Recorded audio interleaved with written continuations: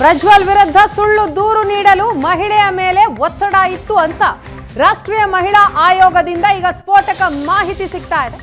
ಸರ್ಕಾರದ ವಿರುದ್ಧ ಮುಗಿಬಿದ್ದ ಮಾಜಿ ಸಿಎಂ ಕುಮಾರಸ್ವಾಮಿ ಕಂಡವರ ಮನೆಗಳಿಗೆ ಹೋಗಿ ಬೆದರಿಕೆ ಹಾಕುತ್ತಿದ್ದೀರಾ? ಇದಕ್ಕೆ ಸಚಿವ ಕೃಷ್ಣ ಬೈರೇಗೌಡ ಏನ್ ಹೇಳ್ತಾರೆ ಅಂತ ಕುಮಾರಸ್ವಾಮಿ ಪ್ರಶ್ನೆ ಮಾಡ್ತಾರೆ. ಇದೇನಾ ತನಿಖೆ ನಡೆಸುವ ರೀತಿ ಅಂತ ಪ್ರಶ್ನಿಸಿದ್ದಾರೆ ಕುಮಾರಸ್ವಾಮಿ. ತನಿಖೆ ಸರಿಯಾದ ರೀತಿಯಲ್ಲಿ ಆಗದೆ ಹೋದರೆ ಇನ್ನೂ ಏನೇನಾಗುತ್ತೋ. ಕೃಷ್ಣ ಬೈರೇಗೌಡ್ರೆ, ನಿಮ್ಮ ನಾಯಕರ ಕೈಗೆ ಈ ವಿಚಾರ ಯಾವಾಗ ಬಂತು? ಪ್ರಜ್ವಲ್ ಮಾಜಿ ಡ್ರೈವರ್ ಕಾರ್ತಿಕ್ ಈಗ ಶ್ರೇಯಸ್ ಜೊತೆ ಇದ್ದಾನೆ ಅಲ್ವಾ ಅಂತ ಪ್ರಶ್ನೆ ಮಾಡ್ತಾರೆ.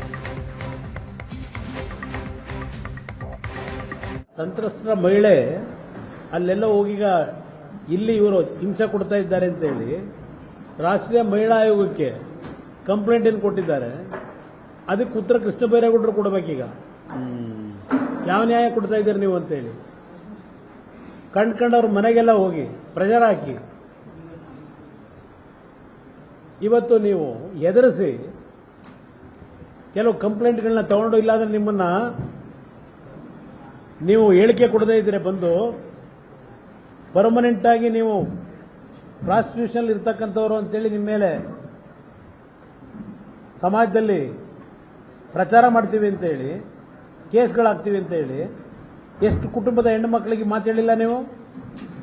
ನಿಮ್ಮ ಅಧಿಕಾರಿಗಳನ್ನ ಕಳಿಸಿ ನೀವು ಬಂದು ನಾವು ಹೇಳ್ದಂಗೆ ಹೇಳಿಕೆ ಕೊಡದೇ ಇದ್ರೆ ನಿಮ್ಮನ್ನ ಪ್ರಾಸಿಕ್ಯೂಷನ್ ಅಲ್ಲಿ ಬಿಸ್ನೆಸ್ ಮಾಡೋರು ನೀವು ಅಂತ ಹೇಳಿ ನಿಮ್ಮ ಮೇಲೆ ತೀರ್ಮಾನ ತಗೋತೀವಿ ಅಂತ ಹೇಳಿಲ್ಲ. ಯಾರೋ ಈಗ ವಕೀಲರ ಮೇಲೆ ಚಾರ್ಜ್ ಮಾಡ್ತಾ ಇದ್ದೀರಲ್ಲ, ನಿಮ್ಮ ನಾಯಕರ ಕೈಗೆ ಯಾವಾಗ ಬಂತು ಇದು ಈ ಪ್ರಕರಣದ ಮಾಹಿತಿ? ಈಗ ಅವನು ಯಾವನೋ ಇದಾನಲ್ಲ ಡ್ರೈವರು, ರೇವಣ್ಣವರು, ಪ್ರಜ್ವಲ್ಗಿದ್ದವನು ಕಾರ್ತಿಕ್ ಅಂತಕ್ಕಂಥವನು, ಈ ಮೊನ್ನೆ ಎಲ್ಲ ಫೋಟೋ.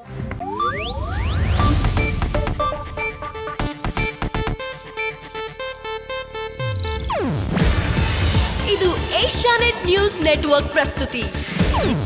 ನೀವು ನೋಡ್ತಿದ್ದೀರಾ ಏಷ್ಯಾನೆಟ್ ಸುವರ್ಣ ನ್ಯೂಸ್.